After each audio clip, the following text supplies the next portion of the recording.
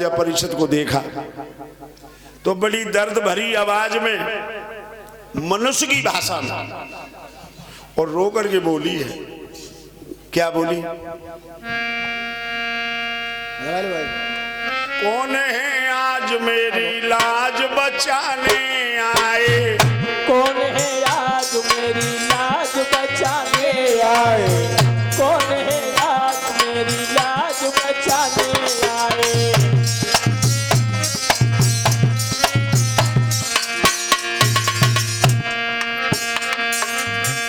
कौन है आज मेरी लाज बचाने आए? धर्म के नाम पे बलिदान चढ़ाने आए। धर्म के नाम पे बलिदान चढ़ाने आए। कौन है आज मेरी लाज बचाने आए?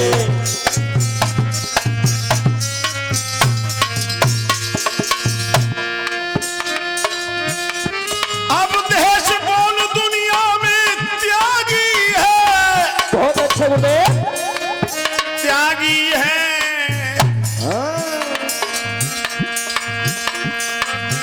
बेड़ियां काट के आजाद बनाने आए। बेड़ियां काट के आजाद बनाने आए। कौन है आज मेरी लाज बचाने आए? धर्म के नाम पर बलिदान चढ़ाने आए।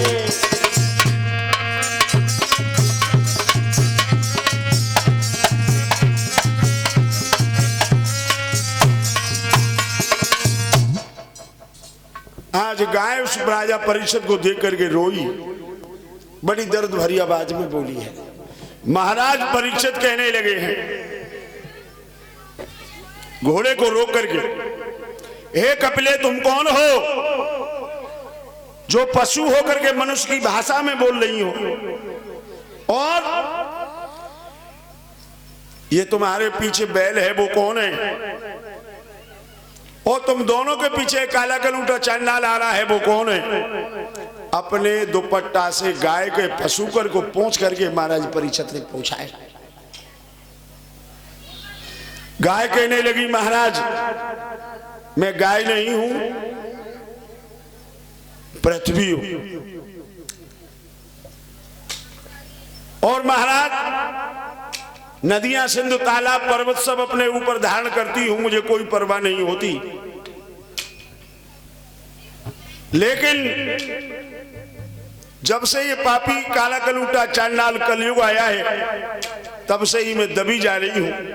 हे पापहरण हमारी रक्षा कीजिए। बैल कहने लगा महाराज मैं भी बैल नहीं हूं, भूतल पे धर्म का हाथा हूं। सतयुग में मेरे 20 चरण थे, मुझे कोई परवाह नहीं। त्रेता में 16 चरण रह गए, कोई परेशानी नहीं। द्वापर में 12 चरणों से गुजर चलाता रहा। लेकिन महाराज अब ये काला कलूटा चांडाल कलयुग आ रहा है, इसके आते ही आते इसने हमारे ऊपर भाला तान दिए हैं। अब लूला लगड़ा में देश की सहायता क्या कर सकता हूं? भागने के अलावा कोई दूसरा चारा नहीं है। और महाराज अभी तो कोई बात नहीं है, जब कलयुग आएगा तब बड़े बड़े बुरे काम होंगे। क्या होगा? बैल रूपी धर्म कहने लगे, सुनो महाराज। आगे वो समय आ रहा है बेटियां न कोई जानेगा रे, बेटियां न कोई जानेगा। बलि आएगी पाखंडों की और धर्म न कोई मानेगा भैया, धर्म न कोई।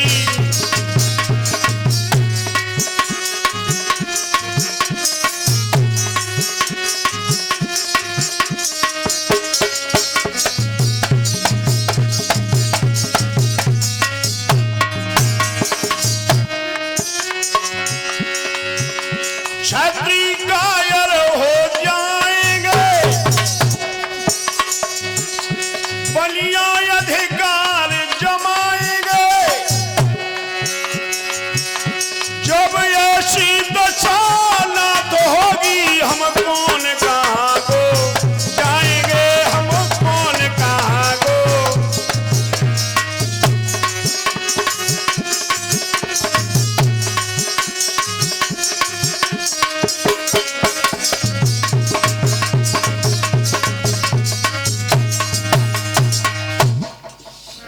महाराज बहन बेटियों का सम्मान नहीं होगा, साली सरजों को बुलाया जाएगा। और ये बात सही भी है, आज हमारी तुम्हारी बहन बेटी अगर घर से विदा होकर के जा रही हो तो पल्ले मोहल्ला में बैठो हो, कोई कह जाके आज तो लली विदा होके जा रही है, हाँ जा रही है, जा रही है, जा रही होगी। और अगर घर साली आ जाए तो 3 दिन की जगह 5 दिन रुको, फिर जिस समय विदा होकर के चले तो सूटकेस या बैग जो भी हो कंधा पे लटकाओ, बच्चे ने ले गोदी में, अड्डे तक छोड़ने जाए, फिर टेम्पू में या बस में बैठा दे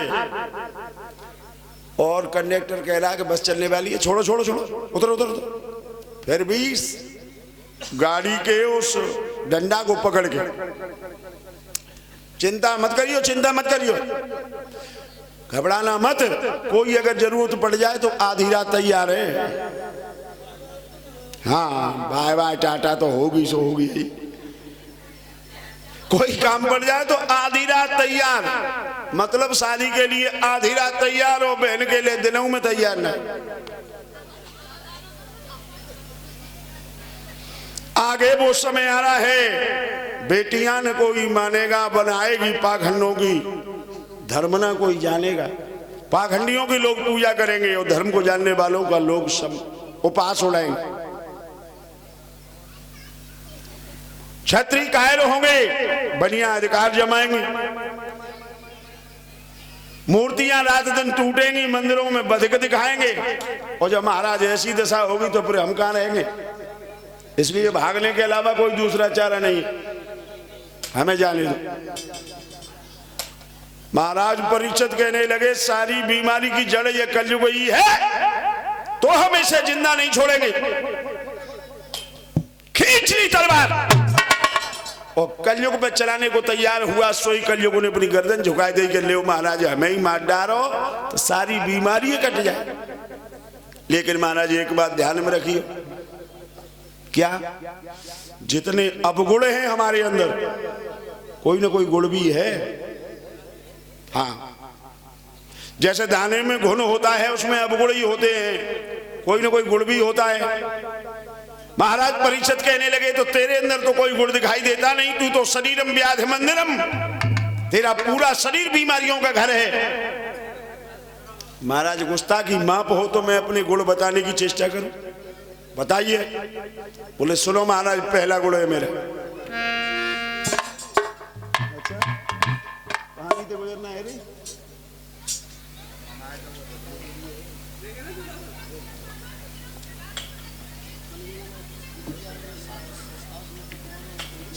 बोले कि ऐसा तो ना है कि ताजी करवा होए तो उठो तो नहीं रहा।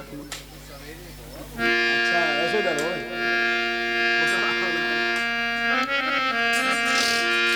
महाराज पहला गुण मेरे अंदर क्या बोला है,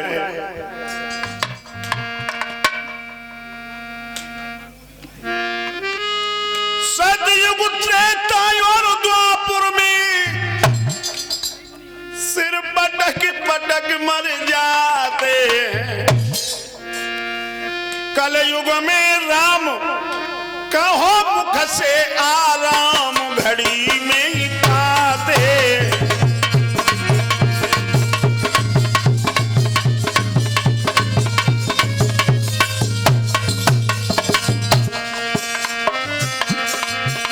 कलयुग में राम कहो मुख से आराम घड़ी में पाते।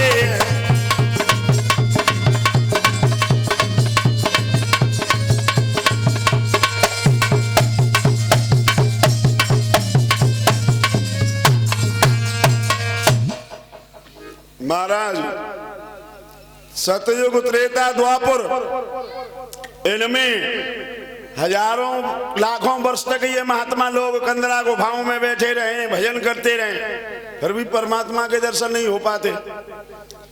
लेकिन मेरे युग में एक घड़ी आधी घड़ी, आधी में पुनः आध, प्रेम सहित हरि को भजे तो कटे जन्म की ब्यात।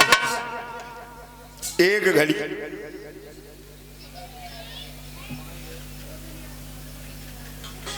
एक में थे आधी घड़ी, और आधी में पुण्य आधे। सच्चे मन से अपनी चित्त वृत्तियों को दमन करके अपने मन बुद्धि चित्त अहंकार को परमात्मा के समर्पित कर दे, भगवान को दर्शन देना पड़ेगा।